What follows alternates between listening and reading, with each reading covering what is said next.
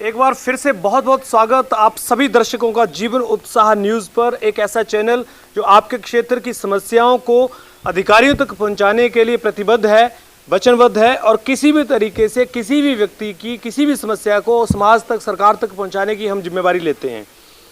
देखिए, सबसे बड़ा मुद्दा क्या है आज के समाज में, लोग जागरूक नहीं हैं। और जागरूक क्यों नहीं है? क्योंकि उनको कहीं ना कहीं डर रहता है इस बात का कि अगर हम आवाज़ लगाएंगे, हम किसी के विरुद्ध बोलेंगे तो हमारा क्या होगा। क्योंकि जिस तरह से आज हमारे समाज में एक नेक्सस काम कर रहा है, जिस तरह से एक माफिया काम कर रहा है, वो चाहे राजनीतिक सपोर्ट की वजह से कर रहा हो या फिर किसी और तरीके से कर रहा हो, वो कहीं ना कहीं हमारे समाज के लिए बहुत घातक है। और आज मैं उसी मुद्दे को लेकर खड़ा हूं। सरला बड्डू रोड पर आप देख रहे हैं, चकमोह की तरफ ये रोड जा रहा है। लगभग पिछले 3 वर्षों से ये रोड इसी तरह से, देखिए, ये पहले तो ठेकेदार ने ये काम को करने में ही बड़ी लापरवाही की और उसके बावजूद ये सड़क पर देखिए अभी तक टायरिंग, पहले लॉकडाउन का हवाला दे दिया, उसके बाद ठेकेदार ने लेबर नहीं होने का हवाला दे दिया। लेकिन पीडब्ल्यूडी विभाग एक ऐसा विभाग जिसके हाथ बंधे हुए हैं लोगों के सामने मजबूरी में, पता नहीं क्या उनको डर है, क्या मजबूरी है। ये हालत देखिए, ये जो आप देख रहे हैं, इस रोड पे लाखों की, हजारों की संख्या में एक दिन में व्हीकल्स निकलते हैं और ये 1-1 किलो मिट्टी, यहाँ पर जो लोग रहते हैं ना, ये जो ऑफिसेज हैं, ये स्कूल है। देखिए ये बच्चे, आप देखेंगे इन बच्चों को, ये बच्चे जो है खड़े हैं, जब ये बच्चे यहाँ से आते जाते हैं तो मिट्टी से भरकर इनका पूरा मतलब नक्शा बदल जाता है। इनको शायद पाउडर लगाने की आवश्यकता भी नहीं पड़ती है। ये हालत यहाँ पर हो गई है। मैं ये जानना चाहता हूँ कि पीडब्ल्यूडी विभाग ने पिछले 3 वर्षों से इस रोड को बनाने को लेकर जो लापरवाही की है ठेकेदार ने, उसके ऊपर क्या कार्रवाई की है, और अगर की है तो उसको साझा किया जाए। और जिस तरह से ये लापरवाही हुई है, उससे ये बात साफ देखने को मिलती है कि ना तो पीडब्ल्यूडी विभाग का ठेकेदारों के ऊपर नियंत्रण है और ना ही सरकार का पीडब्ल्यूडी विभाग पे कोई नियंत्रण है। केवल और केवल ये लोगों को बेवकूफ़ बनाने के लिए, लोगों को नुकसान पहुंचाने के लिए और लोगों को इस तरह से परेशान करने के लिए हैं कि पिछले 3-3 वर्षों से ये सड़कें इसी तरह से पड़ी हुई हैं। मैं देखिए बड़ी बात नहीं बोलना चाहूँगा, बोलने वाले कुछ भी बोल सकते हैं, कहने वालों की अपनी अपनी सोच है, अपना अपना सबको अधिकार है। लेकिन 3-3 वर्षों से जब ये सड़कों को बनाने के टेंडर आपने दिए हुए हैं और ये नहीं बन रही हैं, तो इसका जिम्मेवार है कौन?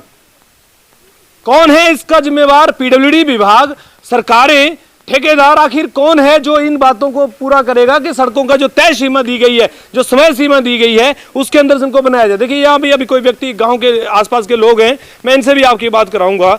बड़ा सिंपल सा मैं बात कराऊंगा। भाई साहब, आप इसी क्षेत्र के रहने वाले हैं, आप बताइए, सड़कों पर जब आप चलते हैं, जिस तरह से मिट्टी उड़ती है और आप लोगों को पिछले 3 सालों से परेशानियाँ हो रही हैं, क्या बोलना चाहेंगे इस बात को लेकर? बढ़ना चाहिए, सड़क बढ़ना चाहिए। आपके कितने समय से आप ये देख रहे हैं सड़क इस तरह से? 3-4 साल हो गए। 3-4 साल हो गए। तो आपको परेशानियां होती हैं यहाँ पर? परेशानी तो आई है। अच्छा, देखो यहाँ बुजुर्ग माता जी बोलना चाहते हैं। परेशानी जी, बड़ी भाई परेशानी ही, और सड़क नहीं थी बनिया, और मजे साल हो गए, 5-6 साल हो गए, अभी सड़क नहीं बनिया। अभी ढेर प्रयास आगे पे अभी सड़क बनाओ, अभी सड़क नहीं बनिया। जी, हाँ जी, ठीक है माता जी। देखिए, मैं एक बड़ी बात यहाँ कहना चाहूँगा। मैंने पहले भी कहा था कि नेताओं की तो कोई कमी नहीं है बड़सर के अंदर, और ऐसे ऐसे भी नेता हैं जो कान में जाकर मुख्यमंत्री के बोलते हैं और रुमाल से पसीना पोंछते हैं। लेकिन उन्होंने कभी ये नहीं देखा कि 4-4 साल, 3-4 सालों से सड़कें जो हैं वो बदहाल पड़ी हुई हैं, उनके लिए भी वो कभी आवाज़ लगा सकें। नेतागिरी तो बहुत अच्छी करते हैं, लोगों पे टिप्पणी भी बहुत अच्छी करते हैं, लेकिन क्या जनता की सुविधाओं को लेकर? देखिए ये गाड़ी, ट्रक आ रहा है ना, देखिए मैं आपको दिखाऊंगा, इस ट्रक के पीछे मिट्टी उड़ती हुई आप देखेंगे। अभी तो बारिश हुई है 2 दिन पहले, तब की मैं हालत दिखा रहा हूं। जब ये 5-7 धूप पड़ जाएंगी तो ये हालत, हालांकि पीछे से टायरिंग होती हुई आ रही है। लेकिन मेरा सवाल ये है कि भाई साहब, आप 3 साल 4 साल एक सड़क को बनाने के लिए लगा दोगे, तो जो इस पोल्यूशन की वजह से जो मिट्टी उड़ रही है, उसकी वजह से जो लोगों को, यहाँ स्कूल है देखिए, बच्चे हैं यहाँ पर, तो उनका क्या हालत होती होगी?